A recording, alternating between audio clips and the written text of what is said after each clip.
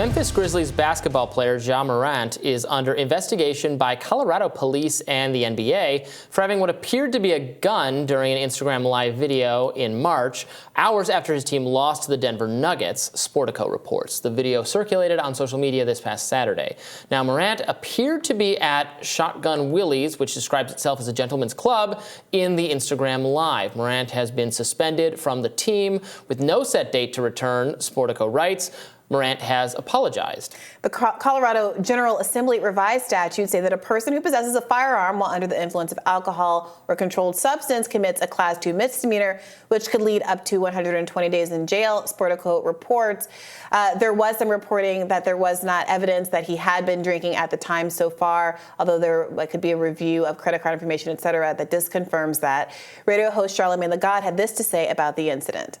The main person to blame for all of this is Ja Morant. There's nobody more responsible for the choices Ja Morant makes than Ja Morant, because Ja, when everyone talks about what you have to lose, the key word in that statement is you. Okay, when this story is told in the future and we talk about one of the biggest fumbles we've ever seen in the history of life, we're not going to say Devontae Pack fumbled the bag. We're not going to say T. Morant fumbled the opportunity. No, all the credit for that is going to go to you, Ja Morant. And I hear y'all out there saying, why can't he own a gun in America? What's wrong with that? Let me be the first to tell y'all, shut the F up forever. Of course you can own a gun in America. We 2A all day, but that's not what this is about. This is about you needing to stop speaking about this from your perspective. So this has been polarizing for a couple of reasons.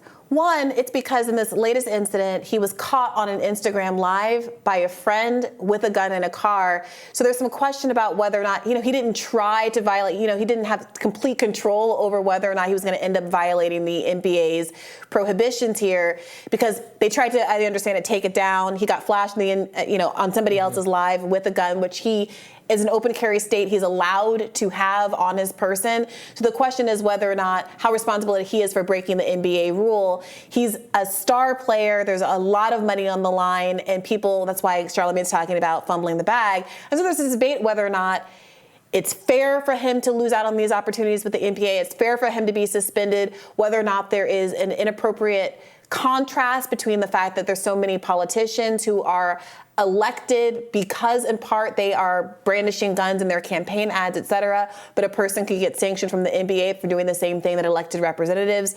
Is the Second Amendment really applying equally to all the citizens? Are the Second Amendment advocates standing in line to defend Ja here in a way that they might other kinds of players, and if not, why? So that's been what's broiling. Sure, although to be fair, this is not actually a Second Amendment issue because the NBA is not the government. Sure. You don't have a right to have an NBA position. I would probably take the position that as a Second Amendment supporter, I don't think there's anything wrong with people having guns or displaying guns necessarily. It sounds like the NBA has a different policy. I'm not sure I think that's a great policy. It wouldn't be my policy if I ran the NBA, but it is their policy, and I guess as long as they enforce it evenly, maybe they don't enforce it evenly, I don't know. But I wouldn't, if I were in charge, I don't think I would have him be in trouble for this. I don't care. He didn't use the gun inappropriately, right? He just displayed the gun. Brandishing it, but that's the thing. I guess you're not supposed to do that, but... So people brought up the fact that, there was one politician in particular who was brandishing his gun kind of at his teenager in the video, in his own campaign video. And people are talking about what the subtext is. I guess if he was an NBA player, they would have suspended him. Right? But it's partly not just about the technicality of what happens. It's this broad discourse that's around it, right? Where Ja is being described, as a thug who is doing something inappropriate. When if the thing that is inappropriate is brandishing a gun, well, is it actually substantively inappropriate, even if it violates the NBA's rules, on the basis of it being, in a car versus in someone's living room, in a campaign ad versus in a car? I mostly see the people who are criticizing him as my very quick Googling. It's not like NRA supporters or something necessary. It's people and Charlamagne the God says he is a Second Amendment supporter. Yeah. I don't know. It seems like other rappers. It seems like it's getting some respectability politics type thing from other black people. No, it's not that the Second Amendment advocates are criticizing him. It's the question of whether or not there's the same kind of full-throated defense of him that you got in other situations, whether it's Kyle Rittenhouse or these. Right. I'm just saying it's not a totally equal issue because he's not if he was being prosecuted, maybe she should be getting that defense, and if he wasn't, I would agree with you. And I still, independent of that, I still think it is not a great rule necessarily to treat something like this, to be clear. I think it's obviously true. I would prefer that people not brandish guns anywhere. Then you're like, fire him, great. Well, no, that's not what I'm saying at all. I'm saying, in terms of my feelings about the ethics and the wisdom not of even what at the strip club?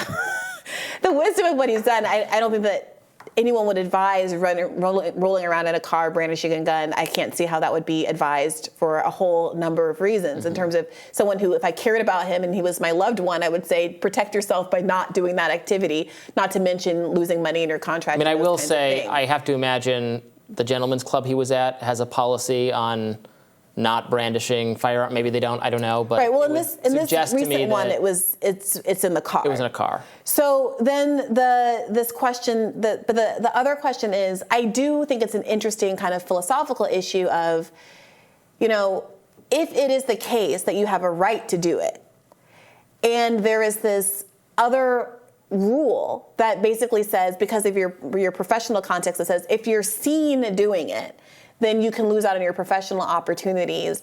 It does become a little bit of a blurry line if you as a public figure are now being caught on tape doing things. And again, like, he was with his friend, he had some control over the situation and who he live streams with and stuff like that.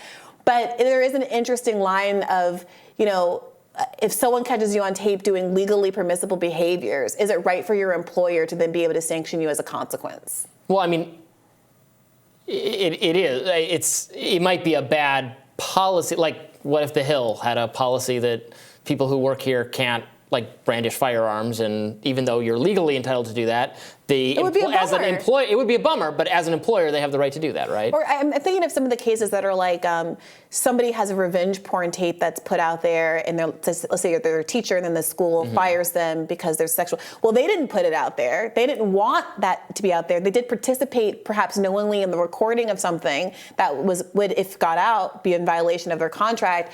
But where is the onus there? I'm not saying that that analogy is dead on, obviously, but I do think it raises some interesting ethical questions, and I've been curious to follow the debate as it's been unraveling. It is interesting. I hadn't heard about this until just now. So wait, what is the state he's in? He's suspended because initially he was suspended for 8 games, it looks like, after the first offense, and now he's like dead in the water? It looks like, so he's definitely bad for him. Suspended. Let's just go through this. He's suspended pending league review, according to a statement that was released Sunday. And this is 2 months after he was suspended the first time over a similar incident. So the first time was in the strip club, this time was in a car. Yes, as I understand it. So, and then the club was where he was allegedly intoxicated, and we'll see what they have to say about that. And again, you probably I would assume, most establishments, most restaurants probably have a don't brandish firearm. But that's not what he got in trouble for. Yeah. That seems to be not what he got in trouble for. It's only, these kind of people are interrogating what criminal liability also exists. But initially, it was this violation of the NBA standards, not the open carry laws that apparently exist in their state.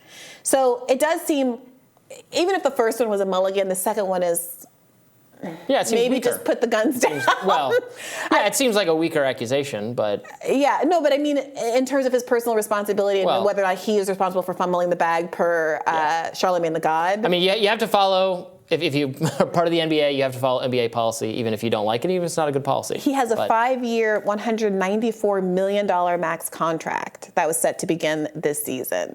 That's a lot of money on the table. I assume the NBA's standpoint on this policy is, that they don't want to promote like a gangster lifestyle or something is the thing they want there. Is they want to be on the record as being against their players playing into that kind of stereotype, right? I mean, I think that's part of why there's a controversy. Yeah.